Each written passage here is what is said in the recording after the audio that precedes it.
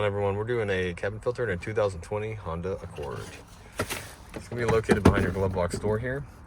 Now a lot of times with these Accords, there's a damper that's right here that comes out and connects to the glove box that slows the glove box down, the door from opening. This one doesn't seem to have it, but if yours has it, you just take this lever here and you just push it down and unclip it. Okay, so it's clipped in a little slot. There's a little thing right here.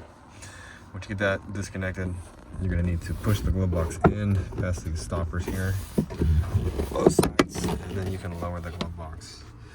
Once it's lowered, you're going to remove this door here by pushing this tab in and pulling towards you. Same thing on the other side. Push in, pull towards you. So this is what I think there's probably, I don't know if this cabin filter's ever been changed on this car before, but it has somewhere around 30,000 miles. This one's pretty brown and pretty disgusting. You can see that your new one is really white. This one's really brown. Okay, get pretty gross. Now on your aftermarket cabin filters, there's going to be an airflow direction printed on the filter itself. It's always going to be down when you stick this in here, okay? Go ahead and throw that in there. If you need a cabin air filter, I'll have the Amazon link in the description box where you can get one if you want to record.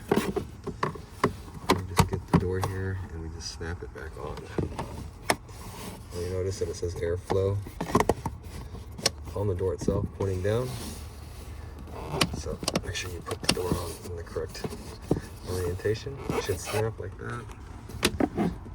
Just close the glove box and you're all done. Well, I hope the video was helpful, and if it was, appreciate it. Hit the like button for me, leave me a comment if you could, and hope to see you again in another Honda video.